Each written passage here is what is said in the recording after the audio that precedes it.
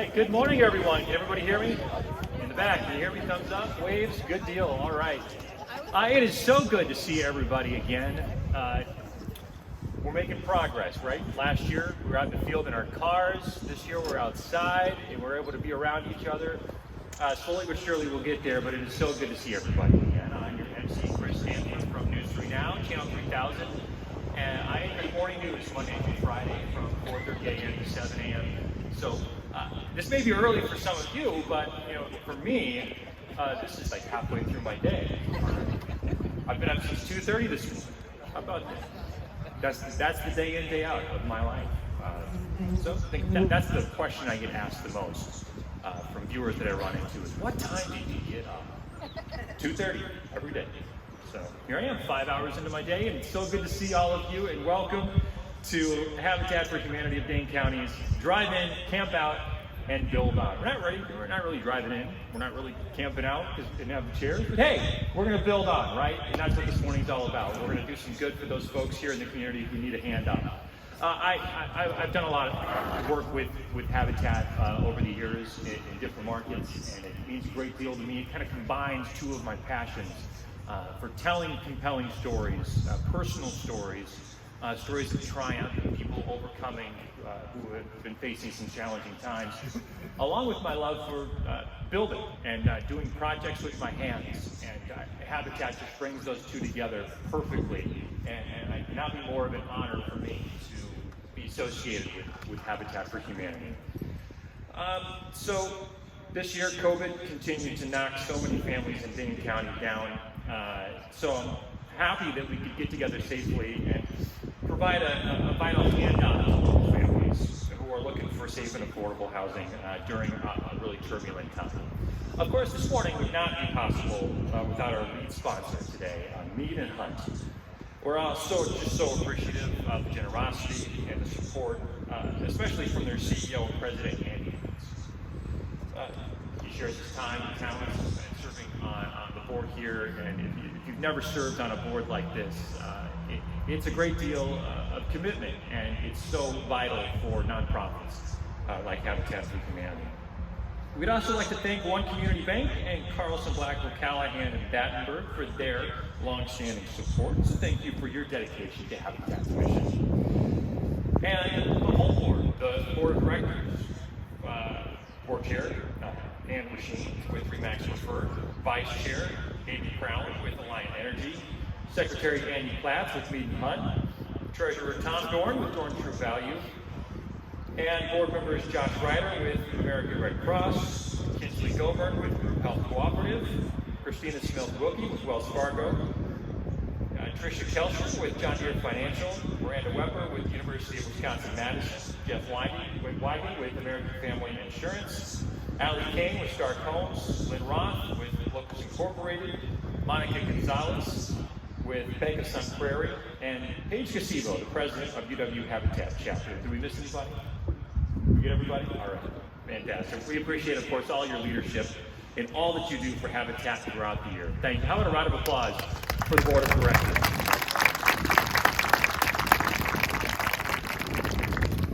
So this morning, I am very excited for you all to get a first-hand look at some of the important work that Habitat is doing for our community and how they're changing the lives. They continue to change the lives of the folks here in Dane County. For me, when I think of Habitat, I've got a lot of strong personal feelings with Habitat's mission, but it really comes down to financial security, doesn't it? And that it's an incomparable feeling just having that financial security. It means not having to make difficult decisions about whether to feed your children or pay rent. Financial security means not spending half of your income on housing, which 1 in 8 households in Wisconsin currently do. Financial security means that one small unexpected emergency, that's all it would take, like say a car repair or a dentist visit, would cause a crisis in your family. One thing that always strikes me is that at Habitat, they don't offer handouts, they offer hand-ups. That is so true. Through their volunteer network, generous donors like you, the sales from the 2 Habitat restores, they are helping families achieve the strength, stability, and self-reliance they need to build a better life through homeownership. Since the the pandemic began, too many of our friends and neighbors don't have that financial security they need to stand on their own. And that's exactly where Habitat is working to build a stronger Dane County, one family at a time. Now I invite you to sit back, enjoy your breakfast, and take in this bird's eye view of sampling of strong and resilient neighborhoods that Habitat has already invested in, as well as some new developments that need our support. So keep an eye out and see if you recognize any of these neighborhoods at Building 7.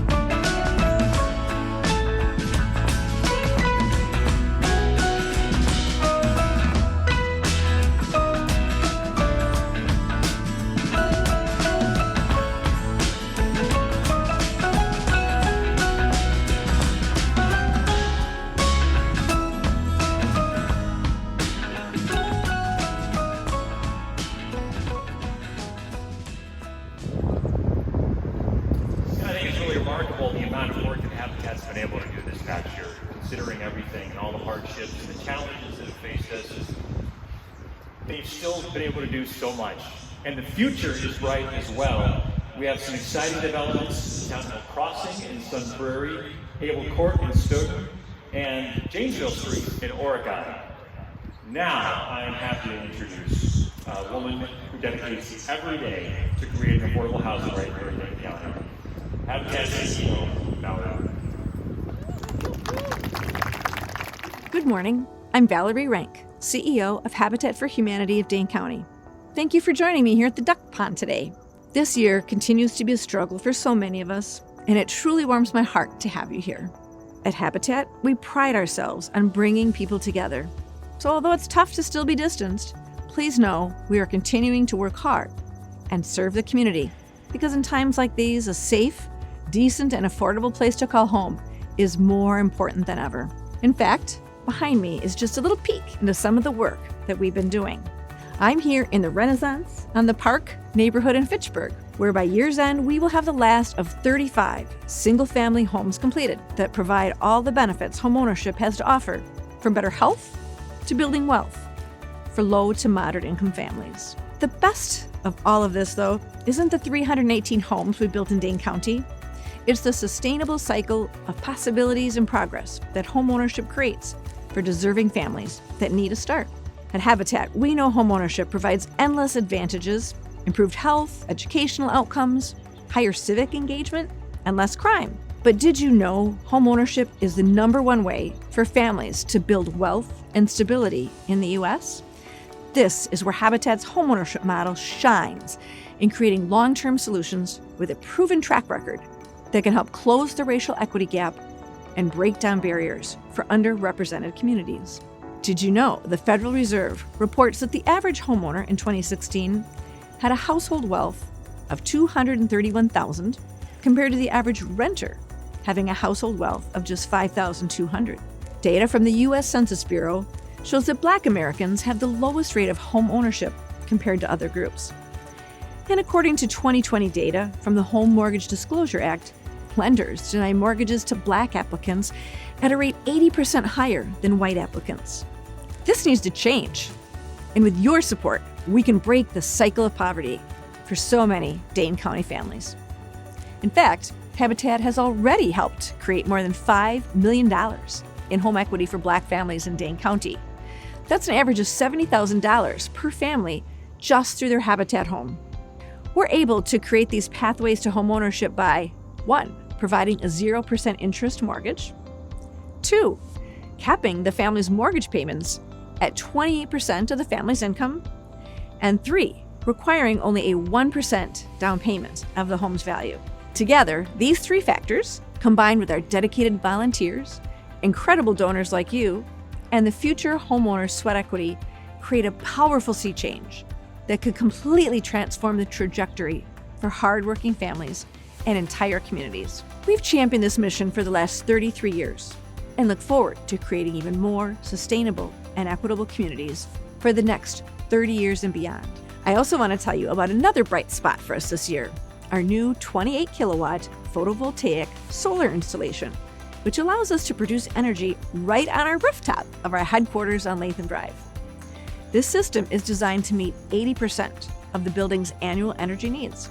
And in the short time since our system has gone live, we've already produced more than 5.5 megawatts of electricity. That's enough to power a Habitat home for 6 months. We are also so proud to celebrate Habitat Restore's 20th anniversary this year. For the last 20 years, Habitat Restore has put the fun into funding our mission with all of their fantastic finds. Thanks to each and every one of you who's volunteered, donated, or shopped at our Madison and Monona locations. Since its inception, the Restore has raised more than $6.2 million in net profits towards Habitat's home building mission and diverted more than 13,300 tons of building material from Dane County's landfill. That's a major win-win for all of us. As we look forward to 2022 and beyond, Habitat is working hard to serve even more hardworking families of all types throughout Dane County. Here's how. This summer, we launched the largest development in state Habitat history. It's a 62-acre community in Sun Prairie called Town Hall Crossing. It'll feature 118 single-family homes, 40% of them from Habitat homeowners. This mixed-income neighborhood, surrounded by a paved bike path, is within walking distance to excellent schools and close to many of Sun Prairie's top-rated dining, shopping, and entertainment options. It truly intersects close-knit small-town values with big city amenities. There's not many places you can get all of that in one area. In fact, if you're interested in moving to this neighborhood, please reach out. We have lots available to both builders and the public, ready and waiting. As some of you may know, this isn't our first project in Sun Prairie. Habitat's been building there since 2000, with 48 homes, serving 119 children, 68 adults, and adding $7.2 million to Sun Prairie's tax base. We also have 2 smaller scale building projects I'm really excited about in Stoughton and Oregon. In both locations, we're thrilled to partner with 8 families each to build twin homes. And as we speak, our dedicated volunteers are working hard to complete homes and neighborhoods in Fitchburg and Madison. And construction cannot be completed fast enough, as dozens of families in Dane County are hoping to partner with us. Last month, we received a record-breaking number of homeownership applications, double the amount we normally get. We are struggling to keep up with that demand. To help meet these needs, Habitat is scaling up to serve hundreds of families with our Financial Capability Program. This program partners with families that don't yet qualify for Habitat homeownership to work on their credit, budgeting, and financial health so they can qualify for traditional financing outside the Habitat program and improve their family's financial stability. When I think of Dane County, I'm so proud to see how welcoming and open our community is. At Habitat, we have a long history of partnering with both lifelong residents and some who've come to our community from afar, like future Habitat homeowners Lydia and Beckham, who came to Dane County as refugees in 1999 after fleeing the war in Kosovo. Today, the couple, along with their 3 children, 16-year-old Errol, 11-year-old Ezra, and 4-year-old Emma, are building their future home with us in Stoughton. Between starting new in the U.S., living on a very tight budget, and caring for their oldest son with autism, they said home ownership seemed like an impossible dream that was only made a reality with the help of supporters like you. Thank you for allowing families like Lidge and Beckham's to reach the American dream and create a brighter future for their children. At Habitat for Humanity, success stories like these are what unite us. No matter who we are or where we come from, we all deserve to have a decent life. We deserve to know that we have the power to take care of ourselves and build our own futures. I like to remind myself that at Habitat, when the home is built and the volunteers leave the construction site, we leave so much more than just a place to live behind. We leave a home where memories are made and where holiday parties happen, as well as movie nights, bedtime stories, and so much more. On behalf of all of us at Habitat, thank you for making this all possible. Please don't be a stranger. We can only build as fast as we have volunteers and donors ready and willing. Now, I invite you to meet 2 of our future homeowner families who are in the process of building, as well as a community leader who grew up in a Habitat home right here in Madison. You know, when you're in a rental, it's always a maybe. It's always a question of how long you're going to be there. And so for us with kids, we needed that stability. You know, it's not ideal to be raising a family in that environment. I was living in an apartment, me and my wife and my daughter. And my wife, she was pregnant. I have only 1 bedroom, no garage, no backyard for kids they play, no basement. I was around 6 or 7, 7 actually. We were, apartment and duplex and low income and Section 8 and things like that. And my mom kind of wanted more for us, and Habitat provided that opportunity for myself and my family. So just that direct reference to it is something that I'll always, advocate for and try to, help spread the word about, because it's a really good program and it helped my family out tremendously. I'm a firm believer of the people make the home, and we always had that love there, but we never had the space, so it is one thing to know what makes a home, which is the people inside of it, the love you share, but it's more comfortable when you have a family, a home that accommodates the size of your family. We started to feel like we were really stuck in our rental, and it became a running joke that we were going to retire into a rental, we were going to die in a rental. Like it just never seemed like it was possible, and everything really changed when we got admitted into as a Habitat family. Before that, myself, my peers, family members, home ownership just wasn't something that was a regular thing in my life. It opened my mind and my world to the possibilities, and carrying that through adulthood. I own property now, and my family, brothers and sisters own property now, and it just increased the likelihood, the chances, and changed our world perspective on home ownership and wealth and things like that. Yeah, believe me, anyone in this world you need to own house, right? Me, you, anyone, you need to own house. It's my dream, buy a big house, and the Habitat program giving us this opportunity. I'm so happy for that. Also, my daughter, she always said, "Mommy, I want a princess room," so I wanna do that for my daughter. It is a financial asset, but I feel as though the larger asset is the security it gives a family. Evelyn is the little bookworm and has been really excited about our involvement in the Habitat program and is asking how she can help and take part.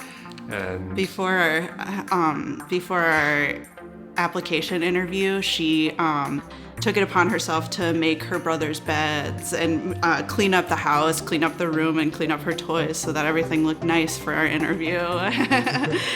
She's been very excited. I think for me, to have my children see what you can do with a home how you can take care of it and how you can make it your own is very important to me. Like, hey, just because this is broken doesn't mean you can't fix it. You know, you work hard for things. For us, when we were in, I remember being a kid, going to the site and my mom having to put a certain amount of hours in, a labor hours into the home. So you kind of have that character development, but also that sense of pride in the home once you become the homeowner. When you have your own home, you know, you're the master of your fate. You know, you're the master of the way you want to live, the cleanliness, the presentation you want to have for the home. And so when we took ownership of that, and it was solely predicated on what we wanted and how we wanted it to look, you know, my mom took care of that and we followed suit, chores and everything like that, outside maintenance. Since we've been in our neighborhood, you've seen houses go up for sale and new families move in and out, but you know, ourselves and the neighbors across the street who are also Habitat families still are in their homes, you know, and I don't know, I know that has something to do with the pride in building it, the pride for the program and the opportunity that it presented. I feel pride, I feel wish, I feel pride, I feel excited, I feel, I hope, I feel all, you know, because it's not easy. It's not easy. They make money and they get that house here, and it's not easy, you know. I'm so happy for this program. Habitat kind of bridges the gap between it being a dream and being something that we can all work towards. I can't wait to see our kids grow up there. I can't wait to, you know, bike with the kids to school in the morning, pick them up in the afternoon. To even just know where we're going to be living is huge. From there, each member of my family, you can kind of see them carrying that reference, this real life example, into their own individual lives in the way that, you know, their lives have been positively impacted as well. So I just think all around it was a blessing. And now we can shift our focus towards developing that dream that became a reality.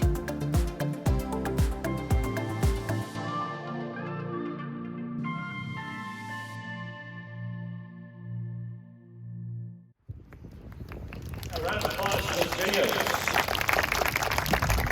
That's what it's all about. We're not done sharing stories yet. We have another one to share with you. Ashley over here, she's got 3 kids, bonus children. I've got 4. She's got 5 to take care of. So she's got, I thought I had a lot. So let's welcome Ashley to the stage so we can hear her story. Welcome up, Ashley.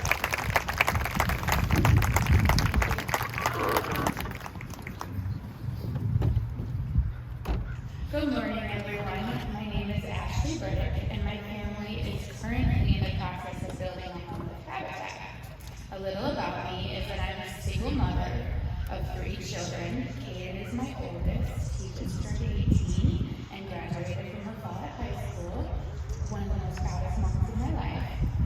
Caleb is 14 and is on high honor roll and in all advanced classes and is good at everything he tries. And Kendall is 7 and she's extremely artistic and loves her family and her brothers and loves to dance and twirl around my kitchen and help me bake.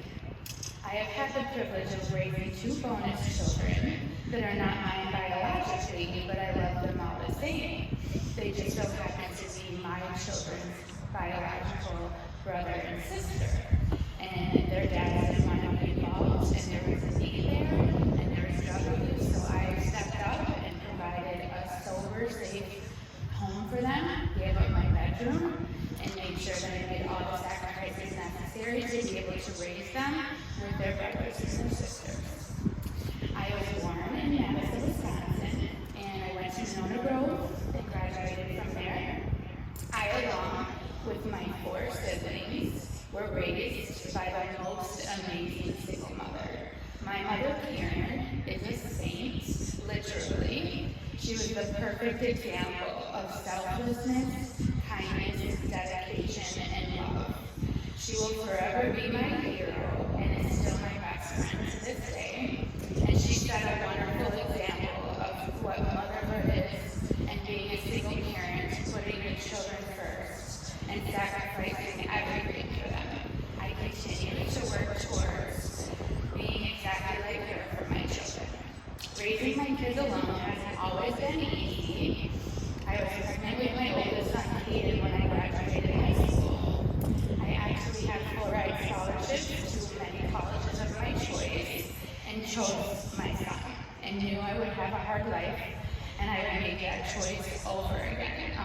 times. When I graduated high school, I was a teen mom, and when my sons were young, I worked 3 jobs just to make ends meet. I worked weekends at the YMCA, but I couldn't afford childcare, only making $9 an hour. Why? So I brought my kids with me, and they ran around the gym, and Kaden would watch his siblings, and I would work, and I would provide them with a nightly swim after my shift as a reward for being good so that I could work. I worked other weekend jobs and did daycare in my home and watched other people's kids and gave rides for extra money just to make ends meet. I felt like I was spinning my wheels in the mud and I was never getting ahead, and it was really hard. I feel like the society forgets about single parents that are between the gap of being able to get welfare and having enough income to provide for their family. And so I made a lot of sacrifices and dedicated myself to make sure that I could always keep a roof over my kids' head. Even if that meant that I didn't have a bedroom and I slept on the couch and I slept on their beds while they were at school. Looking back, I finally remember those times at the Y as being a great opportunity for them to have a gym membership, for us to stay healthy and to stay active, and for us to be together. And I always made sure that my kids never knew the struggle, that they were just going to go have fun at the Y that weekend. So I'm really glad that I had the opportunity and gave Daniel my mom of what hard work and dedication was. Me not being able to afford childcare has forced me to work third shifts. I've been third shift for 11 and a half years now.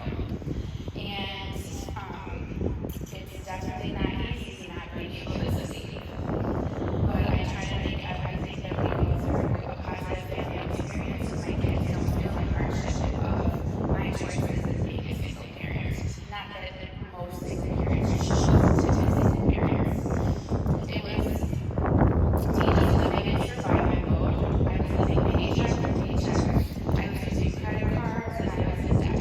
I didn't know if there was ever an end to the madness with rising housing costs and wages staying the same. Over the years, I've worked so many times, I'm a throwback packing trustee. Because of this housing crisis, I've always wanted a home to call our own, but it just was never possible. I'm also a survivor of domestic abuse, and it was also a reason why we moved around a lot.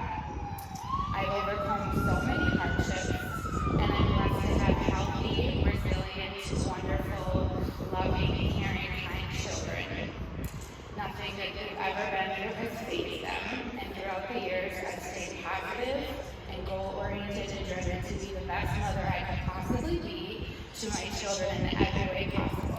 I love them, and I enjoy every single day of my adulthood since I was 18, being a mother, and I actually never had a weekend away or any time away from my kids, so I've been a mom every day of my adulthood, and honestly, I love it. I don't want to be away from my kids. They're the coolest people I've ever met. They're hilarious.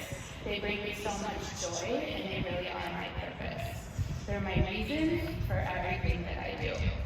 As I've mentioned, I've also had the privilege of raising 2 bonus children that are not mine.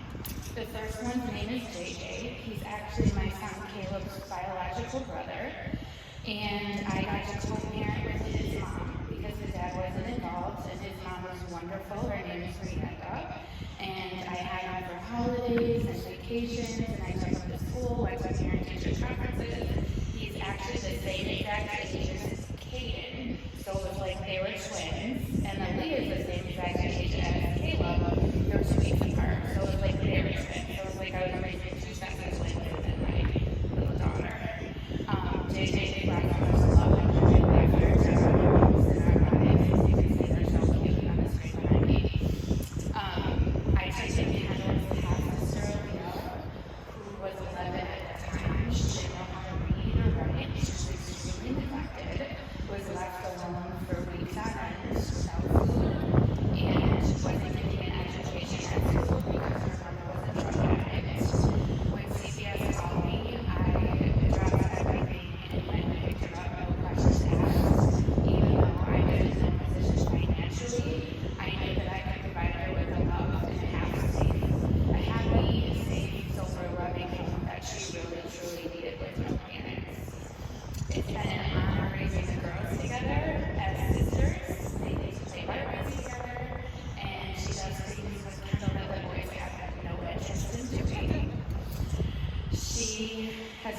so much about being a bonus mom and has made me a better mom in the process. She's been a huge blessing to our family, and it's been a huge challenge getting her an IEP and tutors and the help that she needed. Urban League of Madison actually helped with my tutor over COVID, and it was really difficult to shut down, and her application was completely on me. But I'm happy to report I caught her up 2 entire academic years during COVID, spending hours at that table teaching that child their education and how to read and write. Thank you. She has made me make even more sacrifices and taught me so much about how lucky my other kids are to be baptized by the church and raised in a loving home. Aaliyah chose to be baptized in our church. I believe the Church of Jesus Christ of Latter-day Saints, and I hope that she can live with us forever and ever because we love her more than life, and she is our family member, and she doesn't call me mom. I have been making sacrifices and working hard since I was very young. I've never been without a job since I was 13, and I've always tried to set a good example of hard work and dedication for my children. I worked hard to make sure that I wasn't on welfare and I could be in a position to provide my children with, their basic necessities, and not everyone is that lucky. I've worked with the Madison Metropolitan School District for 13 and a half years, which I'm so proud of because I did it all while being a single mom with no help, no welfare, no child support, and no child care, which has been really difficult. I love what I do, and I especially love working third shift. It allows me to be the mother that I want to be, the mother that my mother set an example while being a stay-at-home mom, doing daycare for me. I am able to only be awake while I'm sleeping, and I'm there to take them to school in the morning and all their appointments, and to pick them up from school, and to be there for them all day while they're awake, and they also don't miss me. I'm also able to take them to all their practices, their school events, their concerts, their award ceremonies that are in the middle of the day, which is weird for parents at work. And I take them to swim lessons, dance classes, and I'm at every single game in my kids' plan. My boys are very athletic and played every sport, and I made it a point to never miss a game or a tournament that they played in. Even if they were on separate fields, I would go to half of each and make sure that I was there. I am their biggest fan, and I knew what it was like growing up to look out at the stands and not have somebody there because my mom was a single parent without a car. My daughter's in dance class and swim lessons, and we enjoy doing girly things together. I especially enjoy doing girly things because I raised 3 boys first, so I appreciate it more than other people. I am one where all the frilly things and did the makeup and the nails, and I really truly enjoy it. My family enjoys having dinner together every night. We pray before dinner. We enjoy family home evenings and board games, going for bike rides, playing outdoors. We swim quite often. My boys are great swimmers who have to swim every weekend at the water with me. My daughter loves swimming, and we spend as much time together as a family as possible. Because of my shift, I'm able to volunteer in all of my children's classrooms at least once a week, and I teach my own reading groups to provide a hand up to the kids that don't have tutors and to help out the teachers that are stretched too thin. I love my time in their schools, and I think they are really proud to have me in their classrooms. I love attending school field trips with them as well, and I'm so proud and honored to be there for them and to provide as much as I do for them and be such a hands-on parent. Unfortunately, as hard as I work, home ownership is just not possible for me. I never saw it as a possibility with my income and never being able to save and barely being able to make it every month. However, over the years, I've had my faith that one day I would have this chance.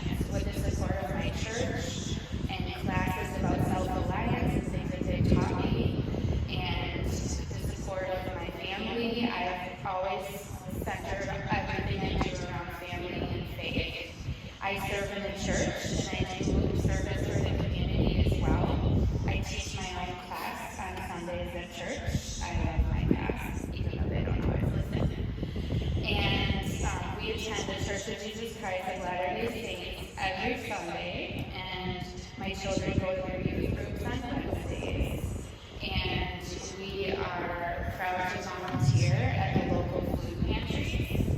We do as much as we can. I mean, my kids are with me, so I'm not that big of a help, but it's just a good example of them to give back to their community. I love Dane County, and I try to serve as much as I can in any way possible.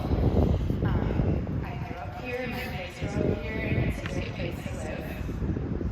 We love going to church activities and prayers is work in our home. I'm grateful for my church, and I don't know where I would be without my faith as my foundation. I have prayed many days and many nights for this opportunity to tell you that I am going to be a homeowner and that I am in the position that I am to be partnering with Habitat. And when I say partnering, I am giving 325 hours of my sweat equity and showing up, and I volunteer at a retail store, and I do construction, and if you know me, I am not handy at all.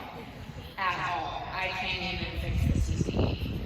So I am just so grateful for forgiveness and the people in my life, and I made so many mistakes in my younger years when I was lost spiritually. Forgiveness is really important in my life as well. Now that you all know a little bit about my family's background, I'd love to share my absolute excitement about my future and the fact that I am building a home. And I was able last month, I don't know if you saw me on the news, but I was able to build the entire frame of my family's home with Springs Windows fashion. And I got to pay tribute to the veterans of the U.S. Armed Forces who also showed up to help me build for the special Habitat Veterans build. It was such an honor to be there with such amazing people who have served our country. At the end, they presented me with a flag and a pole to hang on my home, and I will proudly hang that flag on my home when it is being done built. Even though I bent a lot of nails with my hammer, I actually won an award for the most bent nails, which is not good, so they gave me a hammer so I can practice. The whole entire day was extremely magical. I got to meet everyone and all the volunteers and thank them personally and build my frame right along with them and have a playful banter and thank them all for their support and helping me build. And I am going to be building in Sun Prairie's new Town Hall Cross neighborhood and having a home for my children. I'm finally able to let them have a dog and paint their bedrooms any color that they want and experience everything that a first-time homeowner gets to experience. I am excited to grow a garden because I won't have to move and leave it for the next people. And I hope that if my kids help me grow vegetables and fruits, they'll eat them, fingers crossed. They tend to eat things better if they're in the kitchen helping because they appreciate it more. Speaking of which, I will appreciate my home so much more than the normal person who just moved into one because I'm actually building it with my bare hands. And I might even know how to fix it if anything goes wrong. Most importantly, I'm looking forward to finally having a safe place for my children to always call home. Right now, we don't live in a safe neighborhood. There's constantly shootings down the street. I have extreme anxiety letting my kids play outside. And I don't feel safe. And I don't feel safe having my kids be friends with any neighbors. And we don't often go biking in my neighborhood the way I want to. So I'm forever grateful to have a place where it is safe. And I know my neighbors. And I cannot thank you all enough for that opportunity. I'm also happy to have a home that I can keep in my family and pass down for generations. It's my dream to be a homeowner, and I know that it'll change our lives for the better. I'm looking forward to learning and growing so much through this process. I've already been pushed way outside of my comfort zone, using power tools and saws. It's just scary. I enjoy the little things that I was always too scared to try. Thank you all for being here today. It's been my family's dream come true. And thank you for this opportunity that I never thought was attainable as a single mother. My family prayed for this, and from the bottom of my heart, I can't thank you enough. And I know that the walls of my home will be filled with so much love for you guys to come. Thank you.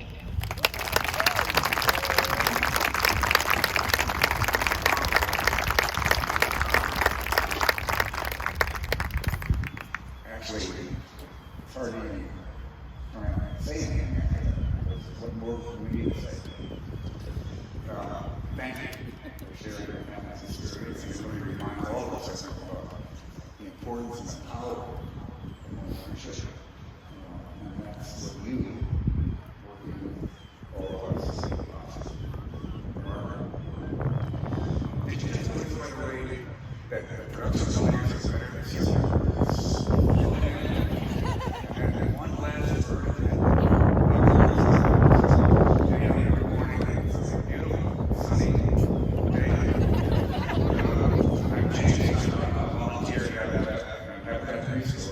Like you, I'm passionate about making sure that all of us have a decent place to live.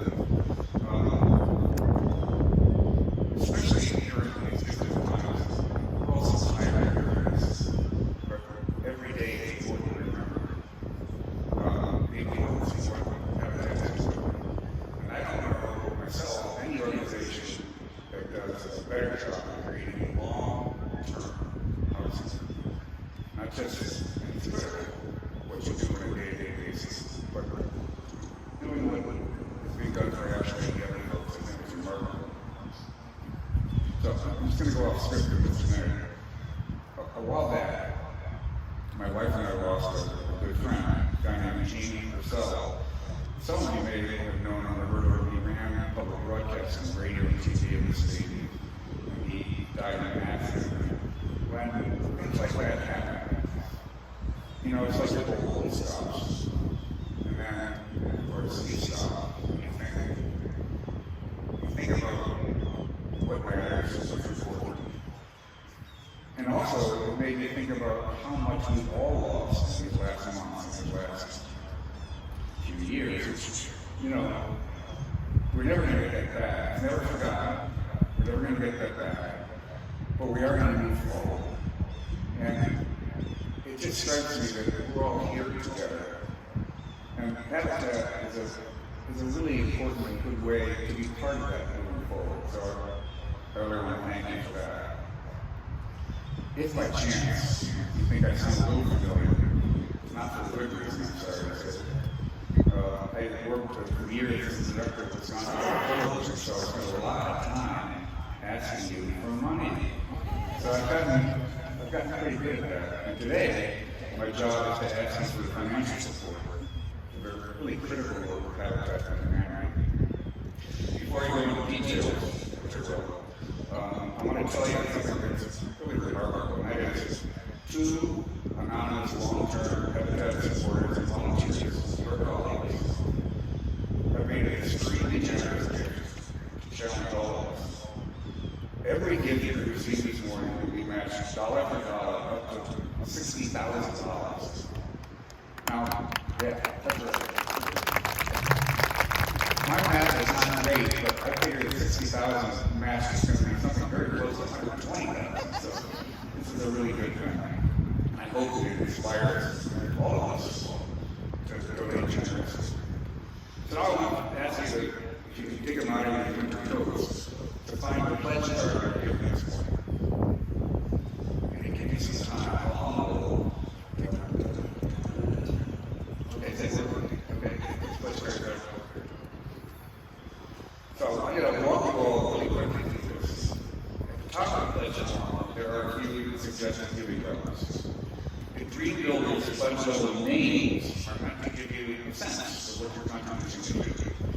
All contributions go towards helping Habitat build as many homes as possible and partner with as many families as possible. So the first giving level, community level, is a pledge of $10,000 a year for 5 years. With the gift,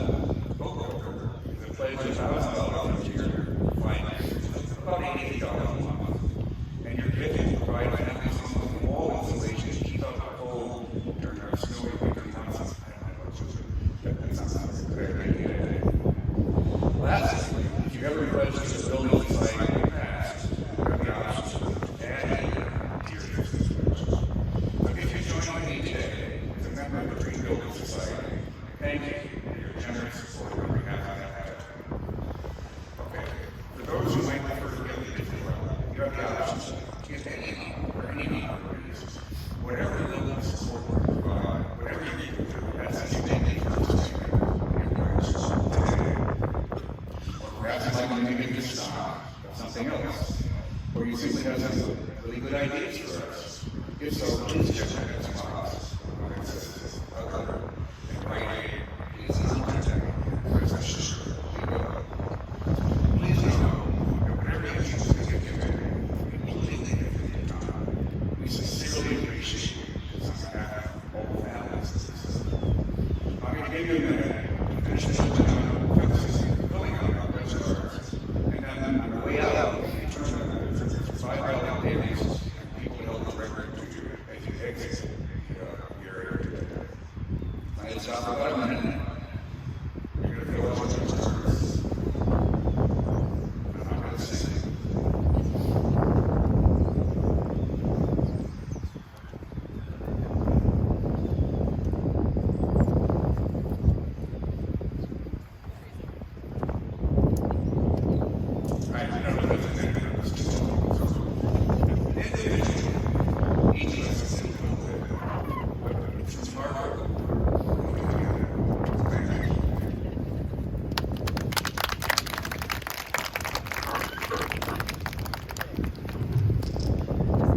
Thank you, Dane. Now, before we let you go, I want to leave you with a few numbers. The first number is 16. That is the percentage of Dane County children who live in the poverty. Outcast has never been able to that number. The second number is 46. That's how many Dane County children have Habitat in the state. Decent affordable housing just in the last year. 46.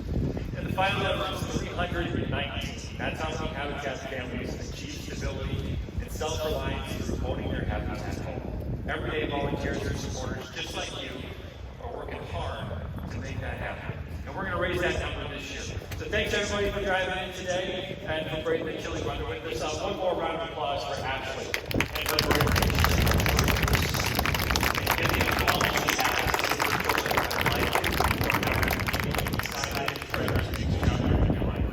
I'm Chris Hampton from History Now. Have a great day, everybody. Hope to see you next